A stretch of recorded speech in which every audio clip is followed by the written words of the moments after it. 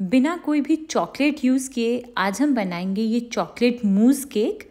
आप देख रहे हो कि देखने में ही कितना यमी लग रहा है ये। क्या आपको लग रहा है कि कोई भी चॉकलेट हमने इसमें यूज़ नहीं की है? और इसका जो टेक्सचर है ना, ये एकदम क्रीमी वेलवेटी है, माउथ मेल्टिंग टेक्सचर है। आपको बहुत ज़्यादा पसंद आएगा। ज़रूर से ट्राई करिएगा इस यूनिक सी रेसिपी को और मेरे साथ अपना फीडबैक ज़रूर शेयर करिएगा। तो आज के इस चॉकलेट मूस केक के लिए ना, सबसे पहले हम इसकी चॉकलेट स्पॉन्ज बनाएंगे, जिसके लिए बोल में लेंगे 1/4 कप जितना हल्का सा गर्म दूध बस इतना सा ही गर्म होना चाहिए कि हम इसे आराम से हाथ लगा सकें। और साथ में इसमें जाएगा आधा छोटा चम्मच जितना विनेगर यानी कि सिरका। आप इसकी जगह नींबू का रस भी ले सकते हैं। तो बस मिक्स करेंगे। वैसे तो आप देख रहे हो कि डालते ही ये थोड़ा फट गया है, बट एक बार फिर भी 5 मिनट के लिए एक साइड पर रख देंगे। इतने में दूध अच्छे से फट भी जाएगा और ये रूम टेम्परेचर पर भी आ जाएगा। और इतनी देर में हम बाकी की तैयारी कर लेंगे। तो सबसे पहले मोल्ड को ग्रीस करेंगे। मैंने 6 इंच का एक एल्यूमिनियम केक टिन लिया है। आपको स्टील का डिब्बा ले सकते हो। इसे ऑयल से ग्रीस कर लेना है और फिर इसमें बटर पेपर लगा के इसे ग्रीस करेंगे तो ये हमारा मोल्ड तैयार हो गया है। और हाँ, इसके बाद सबसे पहले होममेड अवन यानी कि कढ़ाई को गर्म होने के लिए रख देंगे। तो कोई भी मोटे तले की कढ़ाई में ना नमक डाल देना है और फिर एक स्टैंड रख के इसे ऊपर से ढक देंगे और इसे मीडियम फ्लेम के ऊपर 10 मिनट तक गर्म हो जाने देंगे। और इसके बाद अब इतनी देर में ये जो दूध हमने एक साइड पर रखा था, अब आप देख रहे हो कि ये फट गया है, यानी कि ये बन गया है हमारा होममेड बटर मिल्क। तो इस बटर मिल्क में अब हम बाकी के इंग्रेडिएंट्स ऐड कर लेंगे। तो 4 बड़े चम्मच मैं इसमें डाल रही हूँ पिसी हुई चीनी और साथ में जाएगा 2 बड़े चम्मच जितना ऑयल। कोई भी न्यूट्रल फ्लेवर का रिफाइंड ऑयल आप यूज़ कर सकते हो। तो इन सारी चीज़ों को पहले अच्छे से मिक्स कर लेंगे। तब तक मिक्स करना है जब तक कि ये इवनली मिक्स हो जाएंगे। और मिक्स करने के बाद अब इस बोल के ऊपर एक छन्नी रखेंगे जिसमें डालेंगे आधा कप जितना मैदा। मैं मैदे से बना रही हूँ इसे, आप चाहो तो सेम क्वांटिटी गेहूं के आटे की भी ले सकते हैं। और आधा छोटा चम्मच ही इसमें जाएगा बेकिंग पाउडर और 1/8 टीस्पून यानी कि 1/4 छोटे चम्मच का भी आधा पोर्शन मैंने इसमें डाला है ये बेकिंग सोडा। और 1 पिंच नमक डाल देंगे। इन सारी चीज़ों को छान लेना है।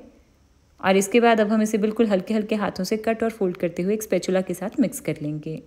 और अभी ये बैटर मुझे थोड़ा ड्राई लग रहा है, तो 2 बड़े चम्मच जितना दूध मैं और ऐड कर रही हूँ इसमें। आप अपनी ज़रूरत के अकॉर्डिंग रख लीजिएगा। और इसे भी मिक्स करने के बाद अब फाइनली हमारा ये केक बैटर तैयार हो गया है। इसकी कंसिस्टेंसी एकदम नॉर्मल रिबन फ्लोई कंसिस्टेंसी है। तो इस बैटर को अब हम डाल देंगे अपने इस ग्रीस किए हुए मोल्ड में। मोल्ड को थोड़ा टैप कर लेंगे। और इतनी देर में अब ये जो हमने कढ़ाई गर्म होने के लिए रखी थी, अब ये भी काफ़ी अच्छे से गर्म हो गई है। तो अब हम केयरफुली अपने इस मोल्ड को इसमें रख देंगे और इसे ऊपर से ढक के अब हम इसे लो मीडियम फ्लेम के ऊपर बेक करेंगे तकरीबन 15 से 20 मिनट तक। टाइमिंग्स थोड़ी सी आगे पीछे हो सकती हैं, 13-14 मिनट के बाद ज़रूर चेक करिएगा। और अवन में बेक करने के लिए आपको इसको प्री हीटेड अवन में 180 डिग्री पर बेक करना है तकरीबन 15 से 20 मिनट तक, या तब तक जब तक कि टूथपिक क्लियर आ जाएगी। तो इस केक को रखे हुए मुझे पूरे 18 मिनट हुए हैं। वाओ, आप देख रहे हो कि केक काफ़ी अच्छे से फूल गया है। और सेंटर में जब मैं टूथपिक को इंसर्ट करके चेक कर रही हूँ ना, तो ये भी बिल्कुल क्लियर है। इसका मतलब है कि केक अच्छे से बेक हो गया है। तो बस अब हम अपने इस मोल्ड को निकाल कर एक रैक के ऊपर रख देंगे और केक स्पॉन्ज को पहले अच्छे से ठंडा हो जाने देंगे। इसके बाद अब आज के इस चॉकलेट मूस केक के लिए ना, सबसे पहले हम चॉकलेट मूस बनाएंगे, यानी कि चॉकलेट गनाश बना रहे हैं, जिसको हम बिना चॉकलेट और बिना क्रीम के बनाएंगे। तो इसके लिए सबसे पहले पैन में मैं डाल रही हूँ 2 कप यानी कि 500 ml जितना दूध। इसमें अगर आपके पास फुल फैट दूध है तो आप वो ले लीजिएगा, नहीं तो जो भी दूध आपके घर में अवेलेबल हो ना, आप वो यूज़ कर सकते हो। और साथ में इसमें डाल देंगे 1/4 कप जितना कोको पाउडर। मैंने अनस्वीटेंड कोको पाउडर लिया है। तो इसे पहले दूध में अच्छे से मिक्स कर लेंगे ताकि कोको पाउडर के कोई भी लम्स ना रहें। इसे मिक्स करने के बाद अब इसमें जाएगी आधा कप जितनी चीनी। और साथ में मैं इसमें आधा छोटा चम्मच जितना कॉफ़ी पाउडर ऐड कर रही हूँ। आप चाहो तो इसे स्किप भी कर सकते हो। बस इतने ही इंग्रेडिएंट्स डालने हैं हमें इसमें। तो बस इस मिक्सचर को अब हम पका लेंगे, जिसके लिए फ्लेम को मीडियम या फिर मीडियम हाई के ऊपर रख सकते हो आप। और इसे हमें पकाना है। जैसे अभी आपको ये कोको पाउडर के थक्के थक्के जैसे दिख रहे हैं ना आपको, जैसे जैसे ये दूध गर्म हो जाएगा ये अपने आप से ही इसमें अच्छे से मिक्स हो जाएंगे। आप देख रहे हो कि मिक्स भी हो गए हैं ये अच्छे से इसमें। और इस दूध को ना अब हमें पकाना है, जिसके लिए आप फ्लेम को लो मीडियम रख सकते हो या मीडियम हाई रख सकते हो, जैसे भी आपको कंफर्टेबल हो। बेसिकली हमें इसे पकाना है तब तक जब तक कि ये एकदम थिक और क्रीमी हो जाएगा और इसमें बबल्स बनने शुरू हो जाएंगे और नीचे से इसका जो पैन है ना वो भी दिखना शुरू हो जाएगा। और इसे लगातार बस चलाते रहिएगा। साइड पे जो भी दूध इकट्ठा होता जाएगा ना उसको भी स्क्रैप करते जाइएगा और पैन के बॉटम तक चलाइएगा इसे। तो थोड़ी देर तक मैंने इसे पकाया और अभी आप देख रहे हो इस मिक्सचर की कंसिस्टेंसी, इसमें बबल्स बनने शुरू हो गए हैं और कितना एकदम थिक और क्रीमी हो गया ना ये।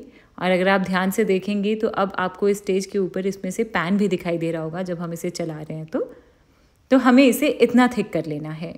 और एक बार स्पैचुला के ऊपर अगर आप इस तरह से गैप बनाकर देखेंगे ना, तब ये गैप बिल्कुल मेंटेन रहेगा। ये कंसिस्टेंसी एकदम परफेक्ट है। तो बस इसी के साथ आज का हमारा ये चॉकलेट मूस बनकर तैयार हो गया है। तो इस मूस को ना अब हम पहले अच्छे से ठंडा हो जाने देंगे।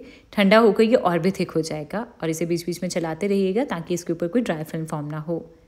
तो थोड़ी देर के बाद अब हमारा ये मूस बिल्कुल अच्छे से ठंडा हो गया है और आप देख रहे हो इसकी कंसिस्टेंसी पहले से और भी थिक हो गया है। तो ये बन गया है हमारा परफेक्ट चॉकलेट मूस, और वो भी बिना क्रीम और चॉकलेट का।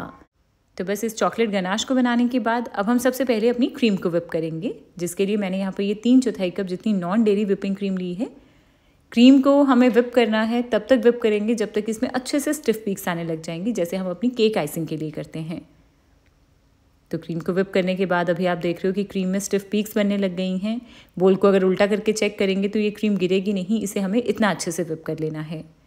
अच्छा, अब इसी क्रीम से हम बनाएंगे अपना चॉकलेट मूस, जिसके लिए अब ये जो चॉकलेट गनाश हमने बना कर रखा था ना, इसमें से थोड़ा सा गनाश मैं इसमें डाल रही हूँ।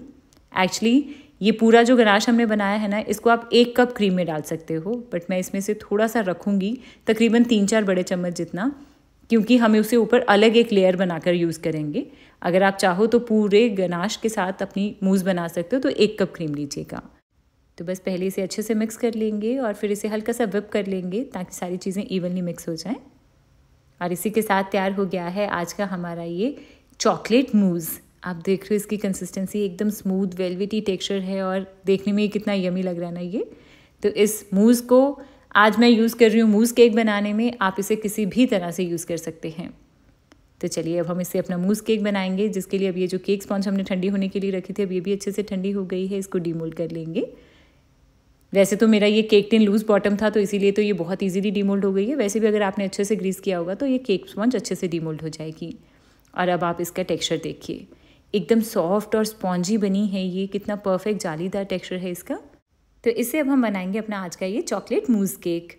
अच्छा, अगर आपके पास मोल्ड काफ़ी अच्छा खासा ऊंचा मोल्ड है ना, तब आपको इसको कट करने की भी ज़रूरत नहीं है, आप इसको डायरेक्ट ही केक मोल्ड में डाल सकते हो। बट मैं इसको हल्का सा ट्रिम भी कर रही हूँ, इससे ये फ्लैट भी हो जाएगा। और मेरे केक टिन की ना हाइट थोड़ी कम है, तो इसलिए मैं स्पॉन्ज का पार्ट थोड़ा सा कम रख रही हूँ।